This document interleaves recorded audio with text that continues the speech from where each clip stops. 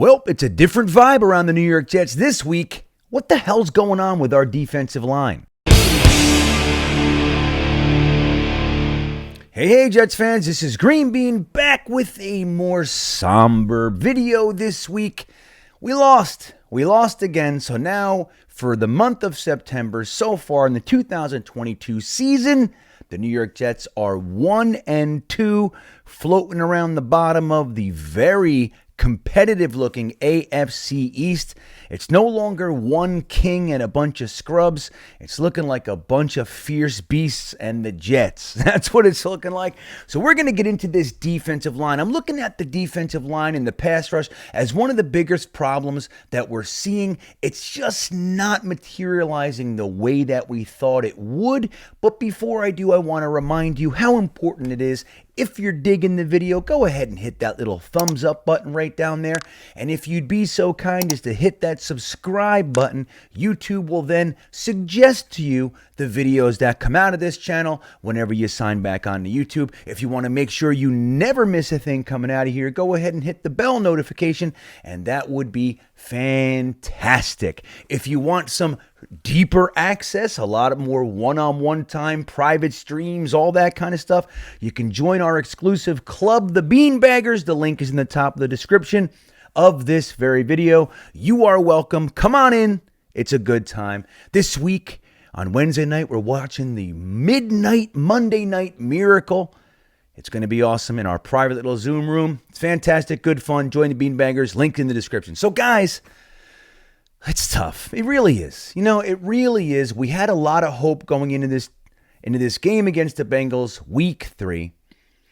And the truth is that they were kind of matched up against us in a very positive way. There was a lot to our benefit. This was the perfect team for us to make a statement game against. Namely, you had 13 sacks that they gave up in the first 2 weeks. Joe Burrow was the most sacked quarterback in the NFL. Well, it just so happens the New York Jets have the most expensive defensive line in the NFL. When those two things meet, what should happen? Struggling defensive line keeps giving up tons and tons of sacks. Most expensive, youngest, first-round pick-laden defensive line, nothing. So the defensive line is kind of the unit that most of us, as we argued about what we'd expect this season, most of us looked at the defensive line and said, I think it's a pretty good bet that we're going to at least have somewhat of a consistent pass rush.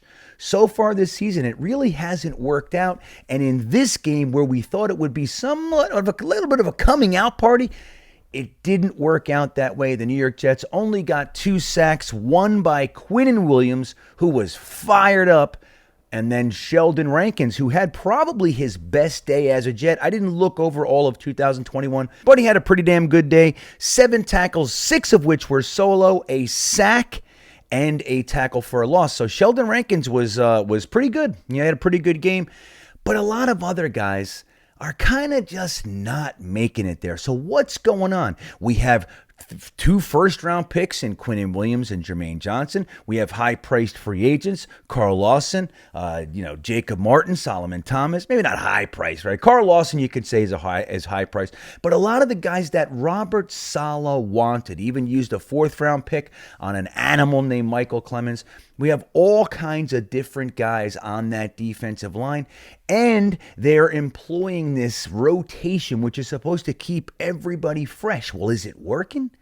I don't know, man. When I think back to the sack exchange, I remember watching those guys, and Gastineau, Salam, Klecko, and Lyons, they were on the field all damn day. They might have came off for a play or two when they needed a quick blow, and they came back on. Why?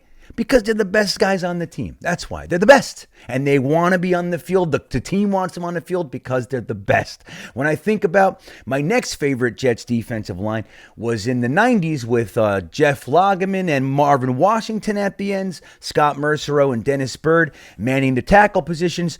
They were on the field all day. Every now and then, Dennis Byrd would come out, Paul Fraze would come in or what have you for 2 plays, and then Dennis Byrd was back in.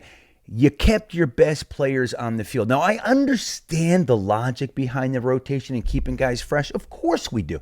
We all get it. But there's also the other side to that, which is guys need to stay in their rhythm. They need to be a part of the game. They need guys that are supposed to be great players. They need to be out there. How much does Aaron Donald come out to rotate with lesser talent? Now, it'd be one thing. I'm not saying that anybody on our team is Aaron Donald, of course, please. Okay, slow down. Everybody's like, oh, you son of a bitch. I'm not saying that. It's just to make a point. And here's the thing with the rotation. If the Jets actually believe that they have 10 or 11 defensive linemen that are all on the same tier, that's a different story. Are they all the same quality?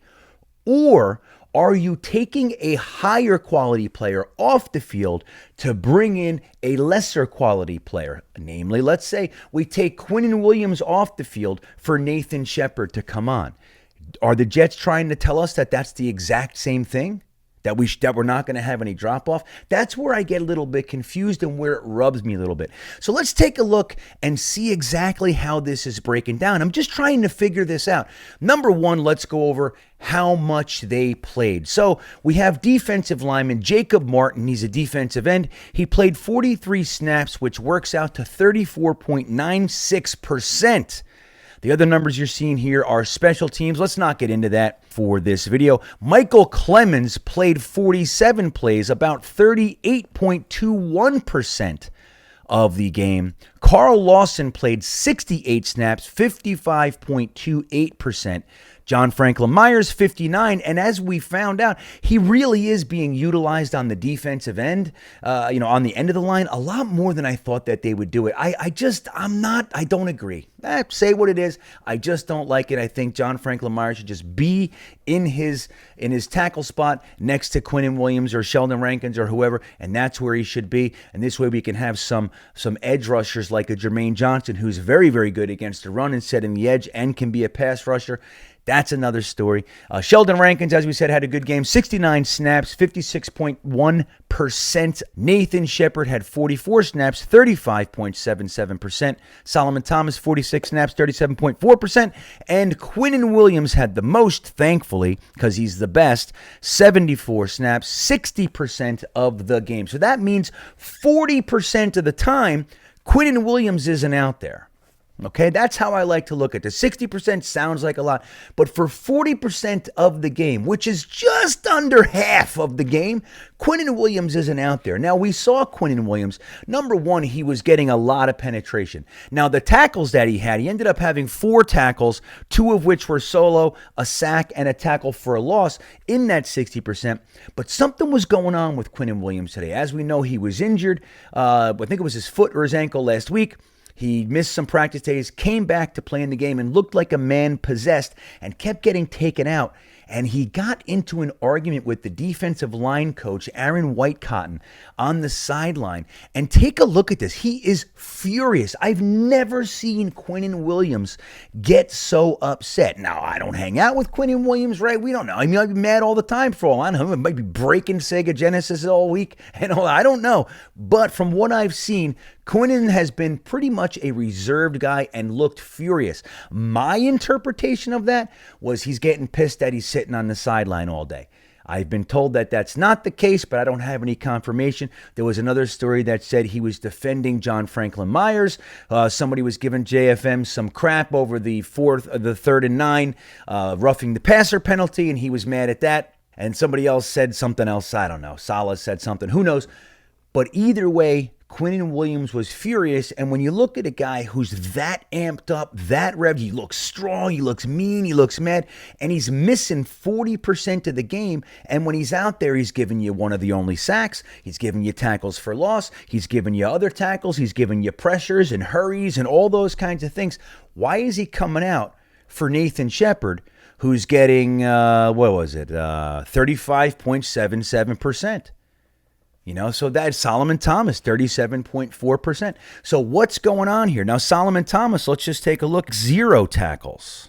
0. Now, here's where it gets really interesting. As we said, Carl Lawson was number 2, and I think rightfully so with what our expectations are. Played 68 snaps, 55.28% of the game, which means 45% he's not out there, approximately. You want to know Carl Lawson's numbers? Carl Lawson had, you ready for this? 0 tackles, 0 assists, 0 sacks, 0 tackles for a loss. Now, if Carl Lawson can't get amped for the return game of the team that he came from, I don't really know what's up. Now, Carl Lawson has a half sack going into this game this year, and we have seen him pressuring Lamar Jackson. He has had his impact, right? But something's up there. Either he's not deserving of the 70% almost that he's out there, or the 30 plus percent that he's being taken off the field is too much, and it's stopping him from getting into his rhythm. Something's up here. Now, it doesn't look to me like our defensive staff have too much solution going on. It doesn't seem like they have any answers. We saw at least 3 times in this Bengals game that Joe Burrow braced himself for the sack, actually took the ball, tucked it, and put his head down and kind of squirmed. He was expecting, there's no way that they're not going to kill me right now. He's got the clock. He's got the internal, clock going. And then he realized there's nobody here. Rolled out, throw a touchdown. Why not? He did that a couple times. Throw touchdowns, nice little 12-yard, 15-yard passes. And then slowly but surely started to realize they're not getting to me. I'm going to calm the hell down, and I'm going to shred these dudes. And that's what happened. There has to be an answer. I don't know exactly what the problem is. Is it the rotation? Is it just the fact that we're not that talented? I don't know. I'm still working on it. I'm really curious to hear what you guys have to say. But one thing I can tell you is that it looks like so far the Jets don't have many answers for it. And this is now 20 games into the Robert Saleh, Jeff Ulbrich experience, and we're the 32nd ranked defense in the league. Highest paid defensive line, 32nd ranked defense. We have a total of 3.5 sacks, I think it is, on the year. Not good. What do you think? What's the issue? Is it Carl Lawson? Is it Quinnen Williams? What's he yelling at anyway? Let me know in the comments. I'm dying to hear what you think. Let's see if we can figure this out going into Pittsburgh week 4. That all said, man, the truth is, guys, is we lost to the defending Super Bowl, the AFC champions with a backup quarterback. It's not the end of the world. We were in this game the whole time. Even though it didn't feel like it, we were. We were in this game. We had a couple boneheaded mistakes, big ones that kind of gave them more opportunities than they should have had. It is what it is, but I still think we have a chance. They played hard pretty much the whole game. Defense changed and came out hard in the second half and played completely different. So lots to be happy about. But what's up with our damn defensive line? With that all said, I hope you're not too bummed out. Let's get it back together for week 4. And as always, go Jets.